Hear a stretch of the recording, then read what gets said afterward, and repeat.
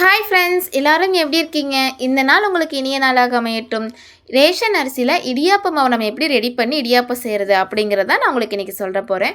பார்க்கலாம் வாங்க.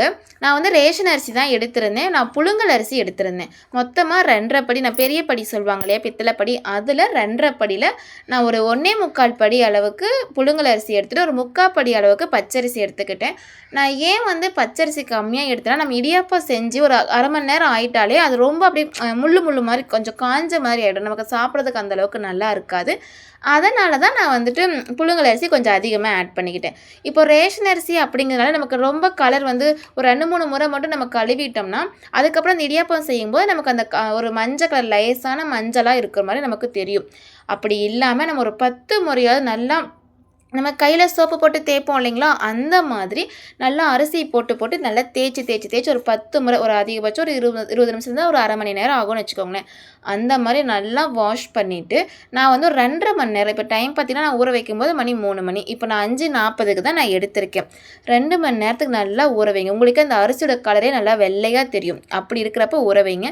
அப்படி இருந்தால் தான் இடியாப்பம் வந்து நல்லா வெள்ளையாக பூ போல் நமக்கும் சாப்பிடணுங்கிற ஆசை இருக்கும். இது நல்லா ஊறினதுக்கு அப்புறமா நான் வெயிலில் தான் காய வச்சேன். ஒரு அரை மணி நேரம் போல் ஒரு வேட்டியில் வந்து விரித்து விட்டு அரிசி நல்லா காய வச்சுட்டு ஒரு அரை மணி நேரம் கழித்து போய் நம்ம பதம் எப்படி இருக்குன்னா, அரிசி நம்ம நல்லா கையில் நாமி பிடிச்சோம் அப்படின்னம்னா, அந்த அரிசி இப்படி கீழே கமுத்தும் போது பாதி அரிசி விழுந்துடும், பாதி அரிசி வந்து நம்ம கையில் ஒட்டிகிட்டு இருக்க மாதிரி இருக்கும். அந்த மாதிரி இருக்கும்போது நமக்கு கரெக்டாக இருக்கும்.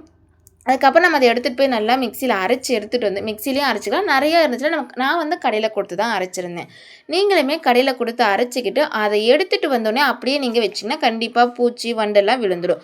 அப்படி இல்லாமல் ஒரு துணி ஒன்று கீழே போட்டு அதில் வந்துட்டு இந்த மாவு நல்லா காய வச்சுருங்க.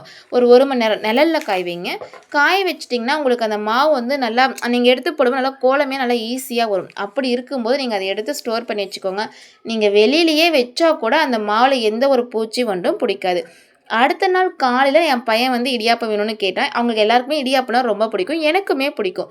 நான் இடியாப்பம் வந்து இந்த இட்லி இடியாப்பம்னு சொல்லுவோம் இல்லையா, அந்த மாதிரி தான் நான் செஞ்சுருந்தேன். இட்லி இடியாப்பம் செஞ்சு தேங்காய் பால் செஞ்சு அவ்வளோ சூப்பராக இருந்துச்சு.